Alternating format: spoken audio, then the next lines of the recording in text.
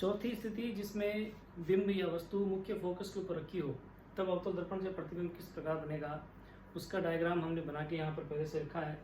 हम हमारे पहले की वीडियो के अंदर इस प्रकार से अवतल दर्पण बनाना अच्छी तरह सीख चुके हैं, सभी भौतिक राशियों को निरूपित करना सीख चुके हैं। किस प्रकार दर्पण के परावर्तक पृष्ठ के बीचों बीच जो मध्य बिंदु है उसे हम ध्रुव कहते हैं, उसको P से दर्शाते हैं। ध्रुव के सापेक्ष जो सीधी रेखा खींची गई है इसको मुख्य अक्ष कहते हैं। मुख्य अक्ष के ऊपर वह निश्चित बिंदु जहाँ पर प्रकाश की किरणें परावर्तन के बाद केंद्रित होती हैं वो मुख्य फोकस है। जितनी दूरी पर मुख्य फोकस है उतनी दूरी पर वक्रता केंद्र C दर्शाया जाता है। ये सारी बातें हम पहले कर चुके हैं। अब हम देखेंगे कि जब हमारी जो बिंब है या जो वस्तु है मुख्य फोकस के ऊपर रखा हो तो अवतल दर्पण से प्रतिबिंब किस प्रकार से बनेगा। तो यहाँ पर मुख्य फोकस के ऊपर ये हमने बिंब रखा है, वस्तु रखी है, वस्तु को छोटे से तीर की सहायता से दर्शाया हमने। अब इससे परावर्तन के नियमों का पालन करते हुए, जो कि हम हमारे पहले की क्लास में देख चुके हैं कि किसी भी दर्पण से परावर्तन के नियम का पालन करते हुए प्रतिबिंब कैसे बनता है, प्रतिबिंब बनाने के नियम हम पढ़ चुके हैं। उन्हीं नियमों का पालन करते हुए प्रतिबिंब बनाएंगे, जिसमें आपको पता है सबसे पहला नियम क्या है कि मुख्य अक्ष के समानांतर आने वाली प्रकाश की किरण परावर्तन के पश्चात मुख्य फोकस में से होकर गुजरती है। तो वो नियम यहाँ पर लगा है। ये प्रकाश की किरण है, आपतित किरण। प्रकाश की किरण यहाँ से चलेगी वस्तु से, परावर्तन के बाद मुख्य फोकस से होकर गुजरी है। मुख्य फोकस से क्यों गुजरी? क्योंकि नियम कहता है कि मुख्य अक्ष के समानांतर आने वाली प्रकाश की किरण, ये मुख्य अक्ष है और ये मुख्य अक्ष के समानांतर जाने वाली प्रकाश की किरण है। परावर्तन के पश्चात यानी कि इस दर्पण के परावर्तक पृष्ठ से टकराने के बाद मुख्य फोकस में से होकर गुजरेगी। तो ये परावर्तित प्रकाश की किरण हमने बताई इस प्रकार से। उसके बाद दूसरा नियम था कि मुख्य फोकस में से होकर गुजरने वाली प्रकाश की किरण परावर्तन के बाद मुख्य अक्ष के समानांतर हो जाती है। अब क्योंकि इस स्थिति में जो हमारा वस्तु रखी है या जो बिंब रखी है वो मुख्य फोकस के ऊपर ही है, तो मुख्य फोकस से होकर प्रकाश की किरण गुजरना संभव नहीं है। तो ये जो दूसरा नियम है इस कंडीशन के ऊपर अप्लाई नहीं है। हम आगे के जो तीसरे और चौथे नियम है उसके ऊपर चलेंगे, जिसमें तीसरा नियम ये कहता है कि वक्रता केंद्र के सापेक्ष आने वाली प्रकाश की किरण परावर्तन के पश्चात वापस उसी मार्ग से होकर गुजर जाती है जिससे होकर वो आई थी, बिना मुड़े सीधे निकल जाती है।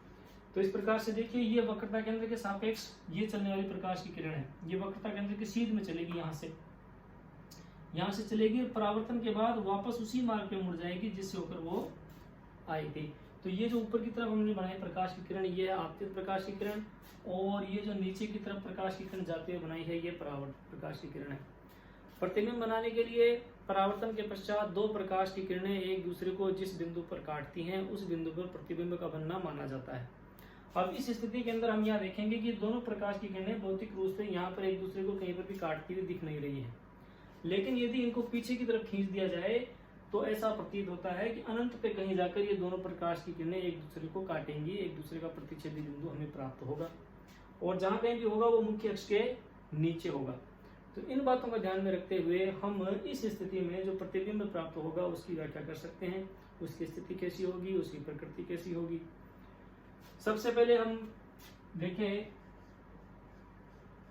कि जो हमारा प्रतिबिंब होगा उस प्रतिबिंब की स्थिति क्या होगी। तो जब हमारा प्रतिबिंब बनेगा वो अनंत पर कहीं बनेगा। इस स्थिति में हमारा प्रतिबिंब कहाँ बनेगा? अनंत पर। और जहां कहीं भी बनेगा वो मुख्य अक्ष के नीचे होगा, यानी कि यहाँ पर आगे कहीं पर जाकर बनेगा तो वो जो वस्तु है उससे बहुत बड़ा होगा आकार के अंदर, और उल्टा भी होगा, क्योंकि मुख्य अक्ष के ऊपर बनेगा वो सीधा माना जाएगा प्रतिबिंब, और जो नीचे बनेगा वो उल्टा, यानी उल्टा होगा, वस्तु से बहुत बड़ा होगा।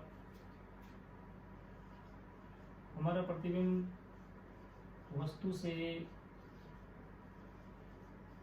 बहुत बड़ा होगा, और क्योंकि प्रतिबिंब मुख्य अक्ष के नीचे बन रहा है इसलिए प्रतिबिंब उल्टा होगा। जो प्रतिबिंब है वो उल्टा बनेगा। और ये भी डिस्कशन कर चुके हैं कि जो प्रतिबिंब उल्टा बनता है उसको वास्तविक माना जाता है। जो प्रतिबिंब सीधा होगा वो आभासी होगा, और जो उल्टा होगा वो वास्तविक होगा।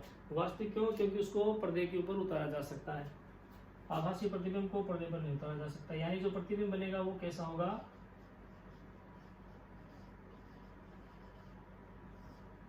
वास्तविक होगा या रियल होगा।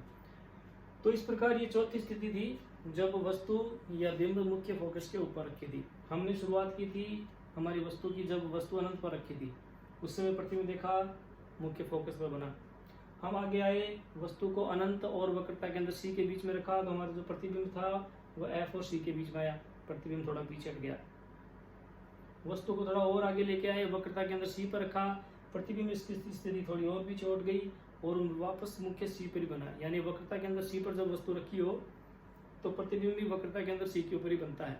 उसके बाद अगली स्थितियों में हम प्रतिबिंब को आगे लेते गए, बिंब को आगे लेते गए और हमारा जो प्रतिबिंब है वो पीछे जाता गया।